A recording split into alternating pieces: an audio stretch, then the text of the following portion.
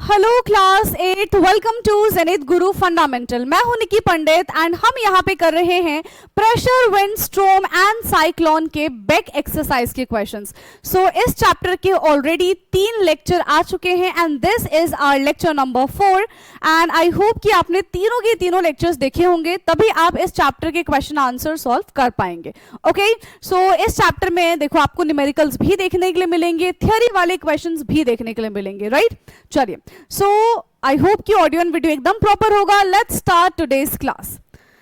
So the question number 1 is, क्या है यहाँ पे हमारा question number 1? Choose the correct statement, look at the figure 6.21 carefully. Vessel R is filled with the water while pour of water is stopped and the level of water will be dash. Okay, so for that we have to see the diagram, right? And इसका diagram कहाँ मिलेगा हमको? Chapter 6, ठीक है। सो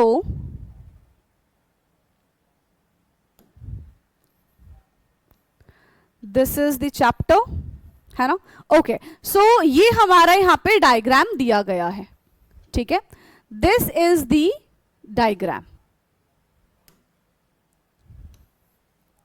चलिए, now अब बता रहा है, so there is P, Q and R. यहां पे हमारे पास ये तीनों चीजें गिवन है। The highest in the vessel P, the highest in the vessel Q, the highest in the vessel R and the equal in all 3 vessels. So which statement is correct? कौन सा स्टेटमेंट यहां पे हमारा correct हो जाएगा? अब देखो, यहां पे अगर हम इसमें क्या पोर कर रहे हैं, वाटर पोर कर रहे हैं एंड यहां पे दिख रहा है कि इसमें ध्यान से देखो, यहाँ पे ये जो होल है सब में बराबर है, तो अगर हम इसके अंदर पानी डालते हैं तो इक्वल पानी यहाँ पे सब में हमको देखने के लिए मिल जाएगा, ठीक है। इक्वल पानी हमको यहाँ पे सब में देखने के लिए मिल जाएगा। सो द क्वेश्चन नंबर 1 का ऑप्शन डी यहाँ पे हमारा करेक्ट है। इक्वल इन ऑल 3 वेसल्स, क्या हो जाएगा? Equal in all 3 vessels. Question number 1 का ऑप्शन डी हमारा यहाँ पे करेक्ट हो जाएगा, ठीक है। Now let's move to the another question. Question number 2. A rubber sucker M is pressed on a flat smooth surface and an identical sucker N is pressed on the rough surface. ठीक है, तो यहाँ पे हमारे पास 2 rubber sucker है, ठीक है। एक को हमने फ्लैट स्मूथ सरफेस पे प्रेस किया है एंड सेकेंड वाले को हमने रफ सरफेस पे प्रेस किया है, ठीक है। Now both M and N will stick to their surface. Both M and N will not stick to their surface. M will stick but N will not stick. M will not stick but N will stick. Yes. तो 2 surface है, 2 rubber sucker है, क्या चीज हमको यहाँ पे देखने के लिए मिलेगी? Yes. क्या चीज हमको यहाँ पे देखने के लिए मिलेगी ये आपको बताना है, ठीक है। देखो, फ्लैट सरफेस, ठीक है, फ्लैट सरफेस एंड हमारे पास है यहाँ पे रफ सरफेस, ठीक है। तो फ्लैट सरफेस पे रबर सकर जो है वो आसानी से प्रेस हो जाएगा, स्टिक हो जाएगा एंड रफ सरफेस पे आसानी से स्टिक नहीं होगा, ठीक है। M will stick but N will not stick. यहाँ पे M तो स्टिक हो जाएगा बट N यहाँ पे स्टिक नहीं होगा। बट ऐसा क्यों है? क्योंकि रबर सकर जो है जब वो स्टिक होते हैं तो वो कंप्लीटली वैक्यूम बना देते हैं, ठीक है। So this is only possible in the smooth surface. Rough surface की अगर हम बात करते हैं तो वहां पे क्या होता है, उसका सरफेस ऐसा बहुत ज्यादा उबड़ खाबड़ सा होता है जिसकी वजह से वो वैक्यूम क्रिएट नहीं कर पाता है, और जब वैक्यूम क्रिएट नहीं कर पाएगा तो वो बहुत अच्छे से उसमें स्टिक नहीं हो पाएगा, ठीक है। सो एयर जो है उस गैप के थ्रू एंटर हो जाएंगे and rubber sucker will not stick properly, right. So यहाँ पे क्या हो जाएगा? Which option is correct? Second वाले पार्ट का ऑप्शन 3 यहाँ पे करेक्ट है। That means M will stick but N will not stick. M यहाँ पे स्टिक होगा बट N यहाँ पे स्टिक नहीं होगा, ठीक है। नाउ थर्ड वाले पार्ट पे आ जाओ। A water tank is placed on the roof of the building at the height edge to get water with more pressure on the ground floor. One has to, ठीक है। अब देखो, water tank जो रखा हुआ है वो बिल्कुल बिल्डिंग की हाइट पे रखा हुआ है, that is height as. To get water with more pressure, अगर हम चाहते हैं कि भाई ग्राउंड फ्लोर पे बिल्कुल अच्छे प्रेशर से वाटर आए, so one has to increase the height at which the tank is placed, और ज्यादा हमें ये जो टंकी है उसकी हाइट को और ज्यादा इंक्रीज करना पड़ेगा. Decrease the height at which the tank is placed. Replace the tank with another tank of the same height that can hold more water. Replace the tank with another tank of the same height that can hold less water. क्या होना चाहिए? बिल्कुल ज्यादा pressure से हमें पानी चाहिए भाई ग्राउंड फ्लोर पे. ठीक है, ज्यादा प्रेशर से हमको पानी चाहिए ग्राउंड फ्लोर पे, तो क्या करना पड़ेगा? हाँ, क्या करना पड़ेगा? जितना ज्यादा प्रेशर, मतलब जितनी ज्यादा हाइट होगी उतना ज्यादा प्रेशर इंक्रीज होगा. जितनी ज्यादा हाइट होगी उतना ज्यादा प्रेशर यहां पे बेटा इंक्रीज होगा. ठीक है, so for this question according to you, yes, which option is correct भाई? कौन सा ऑप्शन यहां पे करेक्ट हो जाएगा? So increase the height at which the tank is place. और ज्यादा इसकी हाइट को हमें इंक्रीज करने की जरूरत है. Okay, now the fourth point is, fourth part, two vessels A and B containing water up to the same level. ठीक है, दो वेसल है हमारे पास जिसमें सेम लेवल का वाटर है. अब देखो इसका भी फिगर हमने नहीं लगाया हुआ है, तो इस फिगर के बारे में बात कर रहे हैं. हाँ, ठीक है, so this is the figure. Now PA and PB is the pressure of the bottom of the vessels. FA and FB is the force exerted by the water at the bottom of the vessel A and B. ठीक है, now which one is correct ये हमको बताना है कि PA is equal to PB and FA is equal to FB. यानी कि force A, no, not force, pressure A is equal to pressure B and force A is equal to force B. दोनों में equal pressure लगेगा, दोनों में equal force लगेगा. This is the one part. Second one is pressure A तो pressure B के equal है, but force B is greater than force A. Third कह रहे हैं कि यहां पे pressure B is greater than pressure A, but force A is equal to force B. And the fourth one is कि pressure A is greater than pressure B and force A is also greater than force B. ठीक है, तो यहां पे हमको क्या दिख रहा है? Height of the water is same, है ना. दोनों पे हमको हाइट जो है वो सेम देखने के लिए मिल रहा है. सो लिक्विड का जो प्रेशर है वो किस पे डिपेंड करता है? डेप्थ ऑफ द लिक्विड, और सेकेंड चीज है density of the liquid. And it does not depend on the shape. Shape पे, विड्थ पे डिपेंड नहीं करता है, हाइट पे डिपेंड करता है एंड डेंसिटी पे डिपेंड करता है. ठीक है, तो जब हाइट और डेंसिटी पे डिपेंड करता है pressure, so PA is equal to PB, उसमें कोई दिक्कत वाली बात नहीं है. लेकिन जब हम फोर्स के बारे में बात कर रहे होते हैं, so force is equal to pressure into area होता है ना. Force is equal to pressure into area. अब जितना ज्यादा एरिया होगा उतना ज्यादा यहाँ पे प्रेशर, ये फोर्स लगेगा. तो एरिया तो भाई इसका ज्यादा है, इसका कम है, यानी कि यहाँ पे क्या हो जाएगा? Force of B is greater than force of A. और जबकि प्रेशर दोनों का सेम है, तो अब तो बता दो कौन सा आंसर करेक्ट हो जाएगा? हाँ, अब बता दो कौन सा आंसर यहाँ पे करेक्ट हो जाएगा? कौन सा दिख रहा है? That is option B. ठीक है, दैट इज ऑप्शन B. तो फर्स्ट क्वेश्चन यहां पे अब जाके होता है over. Now second question, state whether the following statement are true और फॉल्स. बताना है भाई कि कौन सा स्टेटमेंट यहां पे करेक्ट है एंड कौन सा स्टेटमेंट यहां पे इनकरेक्ट है. So air flow from a region of high pressure to the region of low pressure. ठीक है, एयर जो है वो कहां से कहां की तरफ मूव करता है? हाई प्रेशर रीजन से लो प्रेशर रीजन तक मूव करता है. क्या ये चीज करेक्ट है? हाँ, क्या ये चीज करेक्ट है? ऑफ कोर्स, हाई कॉन्सेंट्रेशन से लो कॉन्सेंट्रेशन की तरफ ही मूवमेंट होता है. ठीक है, तो यहां पे क्या हो जाएगा? This is true. ठीक है, दिस इज ट्रू. सेकेंड है, liquid exert pressure only at the bottom of the container. क्या ये बात करेक्ट है? हमने क्या देखा था कि लिक्विड जो है वो सारे चारों तरफ ऑल डायरेक्शन में प्रेशर इक्वली एक्सर्ट करती है ना. लिक्विड जो है ऑल डायरेक्शन में प्रेशर एक्सर्ट करती है. So this is false. Weather is stormy at the eye of the cyclone. Eye of cyclone क्या होता है? This is the center part of the cyclone, जो कि सबसे ज्यादा calmest part होता है, सबसे ज्यादा शांत वाला part होता है, ना कि वहां पे बहुत ज्यादा stormy होता है. No, this is false. During a thunderstorm, it is safer to be in the car. हाँ भाई, अगर हम बाहर हैं तो हमें अपनी कार में ही बैठे रहना चाहिए. ये नहीं कि घर के अंदर तो जाके कार में बैठ जाओ, नहीं नहीं. अगर आप घर के बाहर हो तो कार में ही बैठे रहो, कहीं बाहर निकलने की जरूरत नहीं है. ठीक है, सो ये हमने कर लिया क्वेश्चन नंबर 2. ठीक, चलो भाई नेक्स्ट क्वेश्चन है question number 3. In figure 6.23 shows a boy lying horizontally and यहाँ पे बॉय जो है वो खड़ा है vertically on a loose sand bed. In which case does the boy sink more in sand, give reason.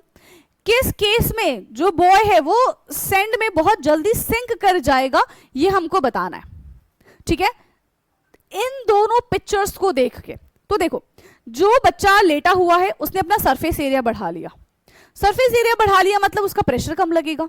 जिसका surface area कम है उसका प्रेशर ज्यादा लगेगा. जिसका प्रेशर ज्यादा लगेगा वो बहुत जल्दी सिंक कर जाएगा. हमने फॉर्मूला पढ़ा हुआ है ना, क्या फॉर्मूला है? Pressure is equal to force upon area. अगर एरिया बढ़ता है तो प्रेशर कम लगेगा, है ना. प्रेशर जो है वो कम लगेगा, एरिया ज्यादा है तो प्रेशर कम लगेगा, तो ये नीचे कम जाएगा. यहां पे देखो इसने प्रेशर कम लगाया हुआ, सॉरी एरिया कम है इसका. ठीक है, अगर इसका एरिया कम है तो ये प्रेशर ज्यादा क्रिएट करेगा और ये बहुत ही आसानी से नीचे चला जाएगा, इस दलदल में चला जाएगा, इस सैंड के हम ऐसा बोल सकते हैं कि जो घोल बना हुआ है उसके अंदर चला जाएगा. ठीक है, so this is the reason, ये चला जाएगा भाई, ये बच जाएगा. ठीक, now the boy standing vertically sink more, है ना. जो बिल्कुल सीधा खड़ा है वो जल्दी सिंक कर जाएगा क्योंकि both position have the same weight. भाई दोनों के पास सेम वेट है, सेम ही लड़का है ना. लेकिन जब वो खड़ा है तो स्मॉलर एरिया कंटेंट है, जब वो लेट गया तो लार्ज एरिया है. And small area means greater pressure. अभी बताया था ना, स्मॉल एरिया का मतलब क्या होता है, यहाँ पे ग्रेटर प्रेशर है, और जब ग्रेटर प्रेशर होगा तो standing boy sink deeper into the sand, वो बहुत जल्दी उसके अंदर डूब जाएगा. ठीक, नाउ नेक्स्ट क्वेश्चन है question number 4. An elephant standing on 4 feet.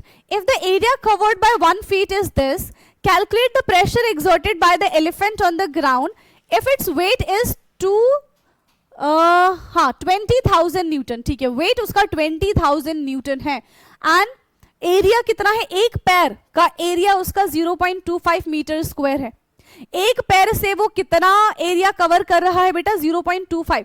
तो 4 पैर से कितना करेगा? क्या आप इसका प्रेशर निकाल पाओगे? देखो, area covered by 1 leg, area covered by 1 foot is 0.25 metre square. अब हम निकालेंगे area covered by 4 foot is 0.25 into 4, 1.0 metre square.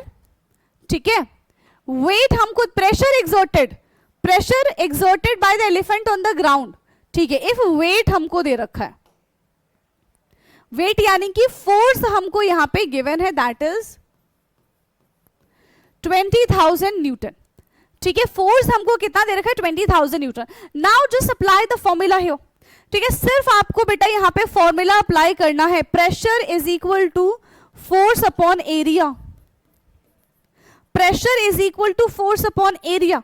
Force कितना है यहां पे, 20,000. Area is 1 newton per metre square.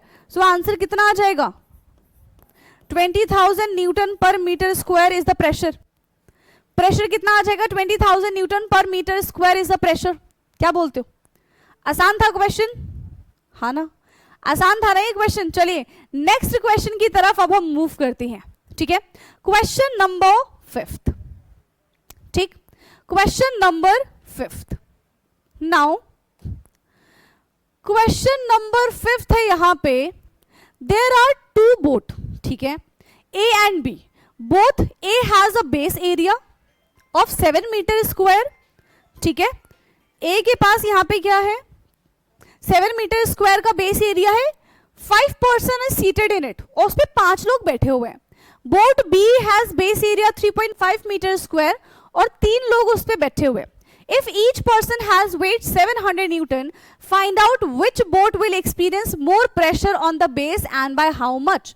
तो किसमें ज्यादा प्रेशर, कौन ज्यादा प्रेशर अप्लाई करेगा और कितने से अप्लाई करेगा ये हमको बताना है, ठीक है। सबसे पहले हम यहां पे देखते हैं कि क्या क्या चीजें हमको गिवन है, ठीक है। बोट ए के बारे में हम बात करेंगे। बोट ए, ठीक है। बोट ए का जो हमें एरिया गिवन है दैट इज 7 मीटर स्क्वायर, ठीक है। और कितने लोग उसमें बैठे हैं, सीटेड कितने हैं, 5 पर्सन, ठीक है। अब एक पर्सन का वेट कितना है, 700 न्यूटन, ठीक है।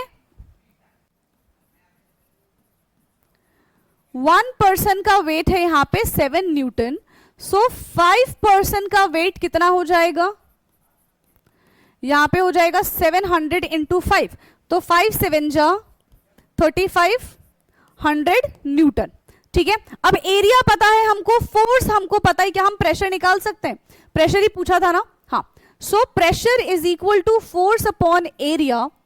Pressure is equal to, force हमारे पास है 3500 डिवाइडेड बाय 700, है ना, 0 से 0 चला जाएगा, एंड 7 5 जा कितना होता है 35, इतना ही होगा, ठीक है, या फिर कुछ गड़बड़ है, नहीं 700 मीटर स्क्वायर है, ठीक है। और यहां पे हमारा 35 हो गया, 3500, ठीक है। तो 7 5 जा यहां पे कितना हो जाएगा, कुछ गड़बड़ी है क्या, 5 पर्सन, एरिया हमारे पास 7 मीटर स्क्वायर है, सीटेड 5 पर्सन है, 1 पर्सन का वेट 700 है, तो 5 पर्सन का वेट यहाँ पे कितना हो जाएगा 3500, ठीक है। 3500, 7 5 35। तो यहाँ पे प्रेशर हमको कितना देखने के लिए मिल रहा है, यस, प्रेशर हमको यहाँ पे कितना देखने के लिए मिल रहा है, अच्छा यही तो गड़बड़ थी, 700 थोड़ी है, रुक जाओ, एरिया तो 7 ही है ना, 3500 एरिया, सॉरी एरिया 7 ही है, ठीक है। एरिया यहां पे हमारे पास 7 ही है, तो 500 न्यूटन पर मीटर स्क्वायर हो जाएगा, ठीक है। कितना हो जाएगा, 500 न्यूटन पर मीटर स्क्वायर हो जाएगा। अब इसको अच्छे से देख लो, ठीक है। अब इसको एक बार अच्छे से देख लो, 500 न्यूटन पर मीटर स्क्वायर हो गया। सेम चीज हम सेकंड वाले के लिए अप्लाई करेंगे।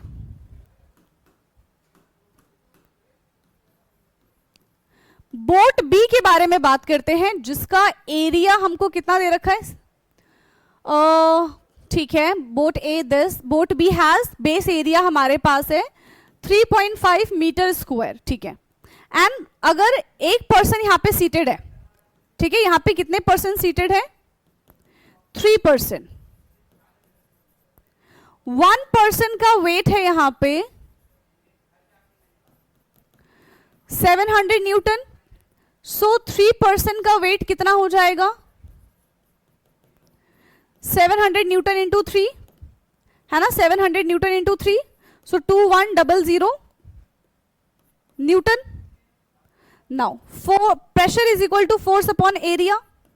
फोर्स है हमारे पास 2100, एरिया है हमारे पास 3.5, ठीक है। एरिया है हमारे पास यहाँ पे 3.5, ठीक है। पॉइंट हटाएंगे, 0 लगा देंगे।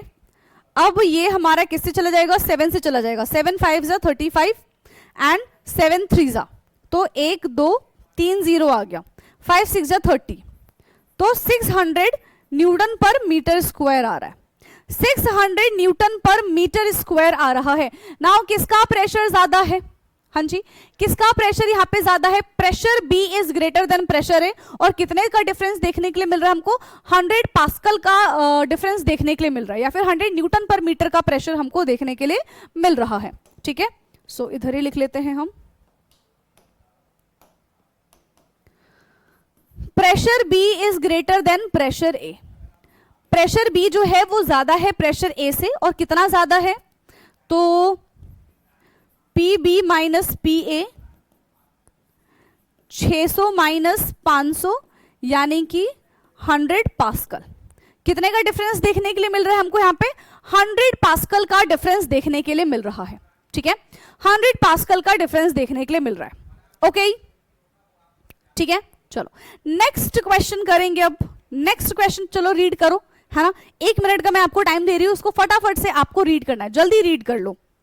सो आई होप कि आपने रीड कर लिया होगा, है ना। अब देखते हैं कि क्वेश्चन क्या है. So would lightning occur if air and cloud were good conductor of electricity? Give reason for your answer.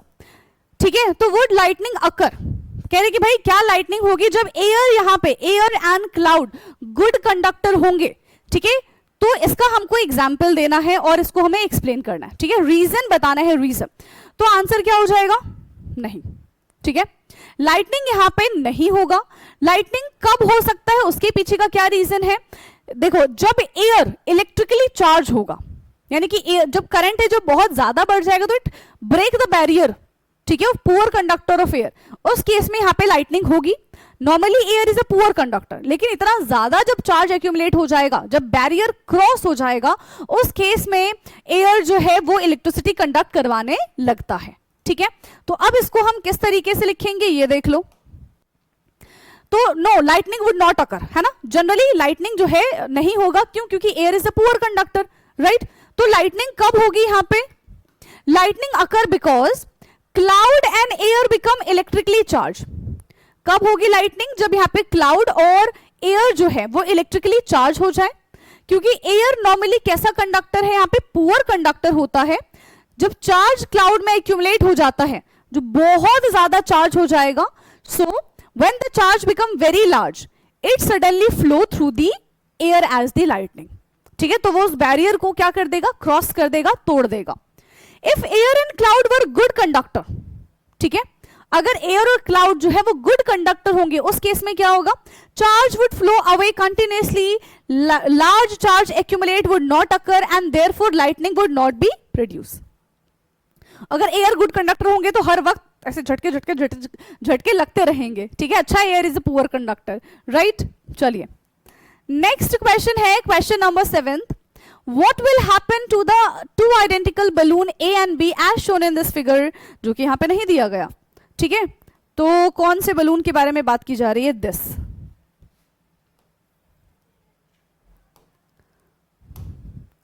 So ठीक है, when water is filled into the bottle up to a certain height, will both the balloon bulge? If yes, will they bulge equally? Explain your answer. तो यहाँ पे क्या कह रहे हैं कि जब हम दोनों में, देखो यहाँ पे इक्वल पॉइंट पे यहाँ पे होल किया गया है एंड बलून को यहाँ पे इंसर्ट कर दिया गया. अब हम इसमें पानी पोर कर रहे हैं और जैसे हम इसमें पानी पोर करेंगे, ठीक है, जैसे ही हम इसमें पानी पोर कर रहे हैं, क्या वाटर इक्वली इन दोनों में डिस्ट्रीब्यूट होके जो बलून है वो इक्वली बल्ज आउट होगा? यस. क्या इक्वली बल्ज आउट होगा ये हमको बताना है. क्या लगता है आपको? यस, क्या लगता है आपको, होगा कि नहीं होगा? देखो, एक बलून जो है यहाँ पे वो ज्यादा बल्ज आउट होगा and it experience a greater pressure. और वो कौन सा बलून है बता पाओगे? हाँ, कौन सा बलून है, क्या बता पाओगे? क्या दोनों पे इक्वल हाइट पे है या दोनों इक्वल उस पे है कि नहीं है? पहले तो ये भी देख लो. ठीक है, पहले हमको ये भी देखना है क्या ये इसका पिक्चर सही है. 6.24 और हमने कौन सा लिया है? 6.24. ठीक है, ओके ओके ओके ओके. तो if yes, will they bulge equally? ठीक है, देखो दोनों के दोनों बलून यहाँ पे बल्ज होंगे.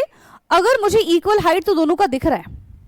हाँ, वैसे तो मुझे दोनों का इक्वल हाइट दिख रहा है. तो जब यहाँ पे हमारे पास इक्वल हाइट होगा तो दोनों के दोनों इक्वली बल्ज आउट करेंगे. क्यों? क्योंकि इनका हाइट भी इक्वल है. ठीक है, इनका हाइट भी इक्वल है. Liquid pressure increase with depth, ये तो हमने अभी थोड़ी देर पहले ही पढ़ा था. लिक्विड प्रेशर जो है वो डेप्थ के साथ यहाँ पे इंक्रीज होता है. ठीक है, सो यहाँ पे क्या हो जाएगा? Both will bulge out equally, है ना. यस, ठीक है, वैसे तो इसका यस होना चाहिए भाई, अगर हाइट सेम है तो. अगर हाइट डिफरेंस है, ठीक है, तो अगर हाइट डिफरेंस होगा तो जो नीचे की साइड होगा वो ज्यादा बल्ज आउट करेगा एंड जो ऊपर की साइड होगा वो कम बल्ज आउट करेगा. ठीक है, ओके. चलिए, नेक्स्ट क्वेश्चन है, explain how a storm become cyclone. अब स्टॉर्म किस तरीके से साइक्लोन में कन्वर्ट होता है ये हमको बताना है. स्टॉर्म किस तरीके से साइक्लोन में कन्वर्ट होता है ये हमको बताना है. तो जब मॉइस्ट एयर रैपिडली मूव करती है, राइज करती है ओवर द सी, तो एयर प्रेशर यहां से क्रिएट होता है एट द बॉटम. ठीक है, और मूवमेंट होने की वजह से इनसाइड, अगर हम ऐसे बोले कि भाई मूवमेंट हो रहा है, तेज तेज तेज तेज तेज तेज मोशन हो रहा है, जिसकी वजह से लो प्रेशर एरिया यहाँ पे होगा, ठीक है, and it release lots and lots of heat, ठीक है, और इस तरीके से जो स्ट्रॉम है वो साइक्लोन में कन्वर्ट हो जाएगा। ओके, इस तरीके से स्ट्रॉम जो है वो साइक्लोन में कन्वर्ट हो जाएगा। लिखेंगे कैसे? So warm moist air rises rapidly from the sea, low pressure region जो है वो यहाँ पे शो होगा। एयर जो है, air rashes towards the low pressure area and water vapour condense and release heat, ठीक है, वाटर वेपर यहाँ पे कंडेंस हो जाएंगे एंड दे रिलीज हीट, जिसकी वजह से एयर जो है वो कॉज होंगे और ऊपर की तरफ मूव करेंगे and wind begin to rotate due to the earth rotation. तो यहाँ पे अर्थ रोटेशन का भी बहुत इंपॉर्टेंस है, चैप्टर पढ़ाया था तब भी मैंने आपको ये चीज बताई थी, ठीक है। And the storm grew stronger and develop into the cyclone, जब बहुत तेज तेज तेज तेज स्टॉर्म आंधी तूफान आता रहेगा तो वो साइक्लोन में कन्वर्ट हो जाएगा, ठीक। चलिए इसका स्क्रीनशॉट लेंगे, फिर हम चलते हैं अपने नेक्स्ट क्वेश्चन की तरफ, क्वेश्चन नंबर 9। सो फिगर 6.25 जो कि यहाँ पे दे रखा है, this is the point A and this is the point B. In a summer afternoon identify which side land A और B, explain your answer. Identify which side is land A और B, explain your answer, ठीक है। तो यहाँ पे, ठीक है, पहले तो इस फिगर को देखो और यहाँ पे देखो कि भाई एयर किस साइड से ब्लो कर रही है और किस साइड ट्री जो है वो मूव कर रही है। हाँ, बिल्कुल गर्मी की दोपहर का टाइम है ना, गर्मी की दोपहर का टाइम है, तो यहां से आप पता कर पाओ किस साइड लैंड है और किस साइड सी है, ठीक है। लैंड जहां पे तो ऑफ कोर्स ये है वही लैंड है। सी किस साइड है, लेफ्ट साइड है कि राइट साइड है, कैसे पता करेंगे? एयर के मूवमेंट से पता करेंगे। यहाँ पे ट्री किस साइड मूव कर रही है उससे हम पता करेंगे, ठीक है। तो देखो ट्री जो है वो ए की तरफ बेंड कर रही है, ट्री जो है बेंड टुवर्ड्स द ए की तरफ बेंड कर रही है, दैट मींस शोइंग दैट कि विंड जो है वो कहां से कहां की तरफ आ रही है, विंड जो है वो बी से ए की तरफ आ रही है, विंड जो है वो बी से ए की तरफ आ रही है। अगर विंड बी से ए की तरफ आ रही है दैट मींस लैंड किस साइड है, ए की साइड है, और वाटर किस साइड है, बी की साइड है, ठीक है। इससे हम ये चीज पता कर सकते हैं। Okay, now during summer afternoon land heat up faster than sea, है ना, लैंड जो है बहुत जल्दी गर्म हो जाता है, पानी के ऊपर की एयर बहुत देर में गर्म होती है, फिर लैंड रात के टाइम पे बहुत जल्दी ठंडा भी हो जाता है, पानी जो है बहुत देर में ठंडा होता है, ठीक है। So during a summer afternoon land heat up faster than sea, warm air over land rises, cool air from sea move towards the land, ठीक है। कूल एयर जो है वो किसकी तरफ मूव करेगी, लैंड की तरफ मूव करेगी। डे के टाइम की जब हम बात करते हैं तो इसको हम क्या बोलते हैं, this is called sea breeze. Tree bend in the direction of wind, ठीक है, जिस डायरेक्शन में विंड मूव करेगी ऐसे ट्री जो है उसकी ऑपोजिट डायरेक्शन में मूव करना स्टार्ट कर देगी, ठीक है।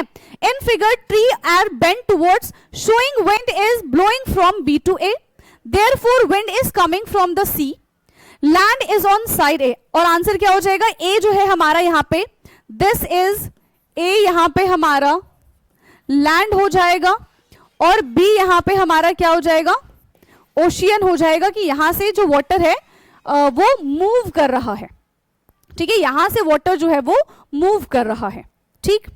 Now the next question is describe an activity to show that air flow from region of high pressure to a region of low pressure.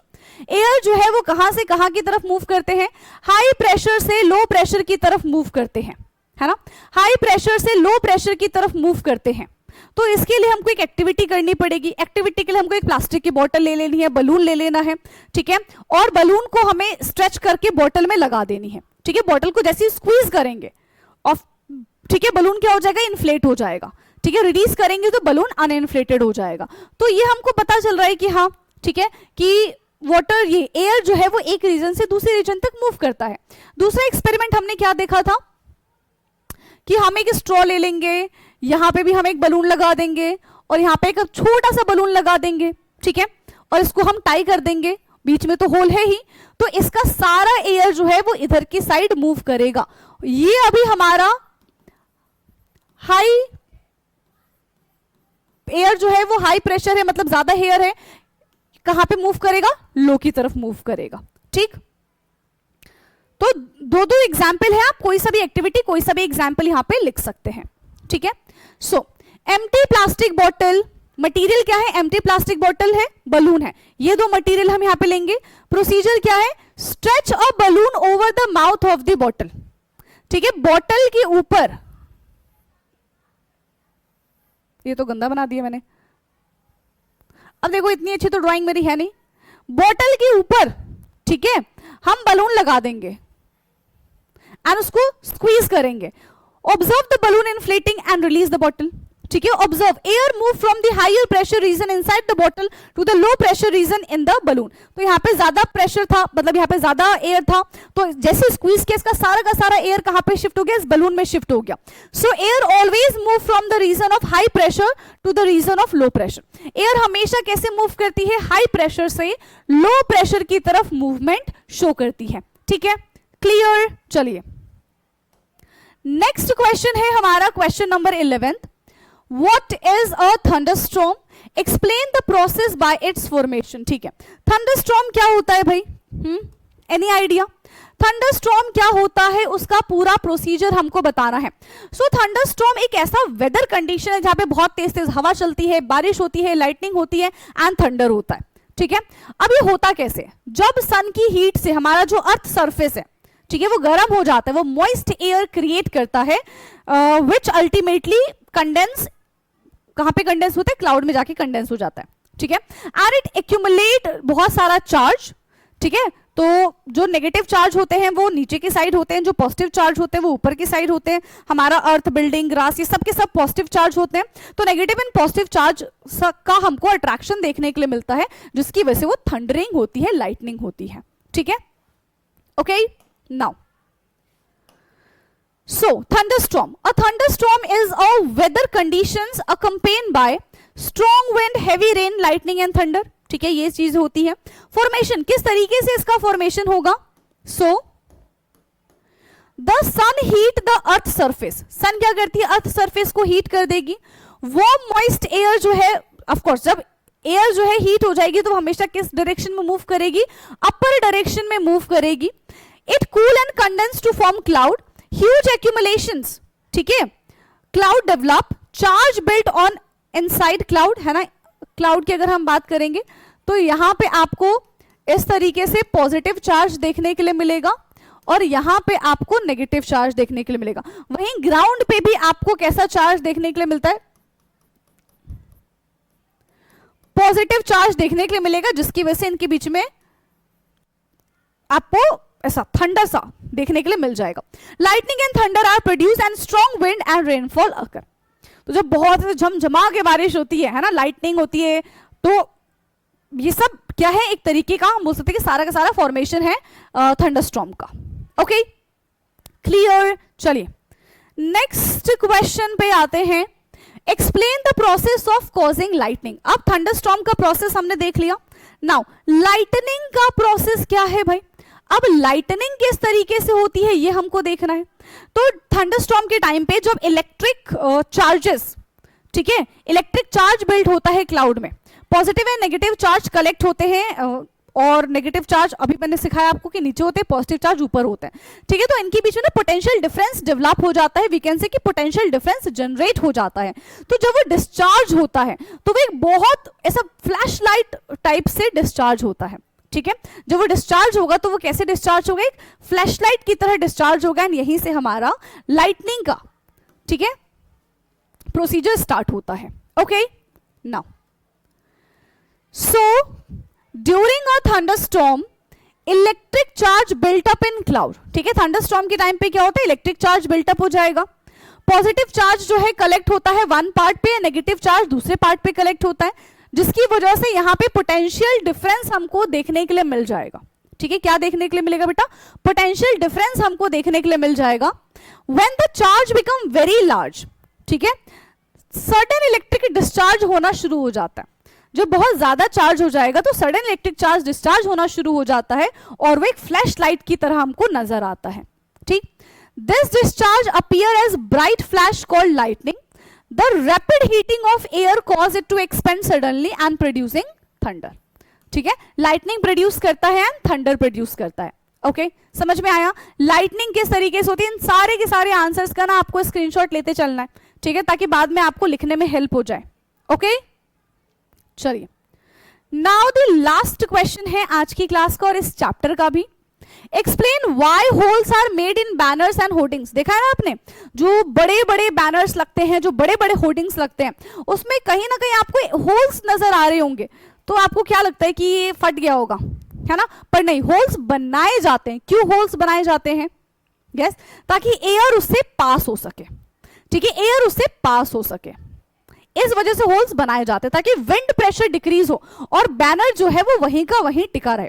अगर हम बैनर पे होल्स नहीं करते हैं तो क्या हो जाएगा, बहुत तेज हवा आएगी और वो विंड प्रेशर को मेंटेन नहीं कर पाएगा और होर्डिंग्स ऐसे उसके चीथड़े उड़ जाएंगे और वो नीचे गिर जाएगा। ठीक है, तो ये रीजन है इसका। ओके, चलिए, सो यहां पे क्या है, strong wind exert pressure on a large surface. If a banner has no holes तो wind pressure become very high, है ना, और बैनर जो है वो फट जाएगा, टुकड़े टुकड़े हो जाएंगे। इसलिए होल्स किए जाते हैं to pass through the air, और जो प्रेशर है उसको मेंटेन किया जा सके। सो विंड प्रेशर डिक्रीज होगा होल्स करने से, बैनर जो है वो स्टेबल रहेंगे। Therefore holes are made in banners and hoardings to reduce the wind pressure. किस लिए किया जाता है होल्स? विंड प्रेशर को रिड्यूस करने के लिए किया जाता है होल्स। ठीक है, किस लिए किया जाता है बेटा? विंड प्रेशर को रिड्यूस करने के लिए किया जाता है, एंड प्रिवेंट डैमेजेस, और डैमेज को प्रिवेंट करने के लिए करते हैं। ठीक है, डैमेज को प्रिवेंट करने के लिए करते हैं।